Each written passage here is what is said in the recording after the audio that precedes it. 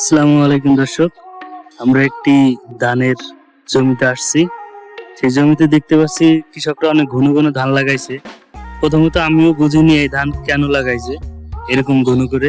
পরে জানতে পারে যে তারা এই সিডবেড থেকে চারা তুলে এইখানে দেখেন ফাঁকা হয়ে গেছে, পরে পুরা একটা জমিতে এরকম লাগাইছে। এটা লাগানোর কারণ মূলত হচ্ছে চারা যদি শর্ট থাকে, জমি যদি বেশি থাকে, তাহলে এখান থেকে পরবর্তীতে কৃষি পর্যায়ে চারাগুলো আবার বড় হবে, সেই চারাগুলো নিয়ে আবার জমিতে লাগানো হবে। এভাবেই তারা প্রযুক্তি খাটিয়ে অল্প চারা থেকে বেশি চারা তৈরি করে অন্য একটা জমিতে তারা রোপণ করতে পারে।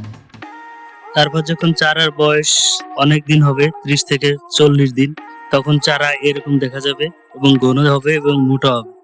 এই চারা 2-3টা করে জমিতে রোপণ করলেই অনেকগুলো চারা পাওয়া যায়। এটি হচ্ছে তাদের কৌশল, আর কম চারায় বেশি চারা তৈরি করা।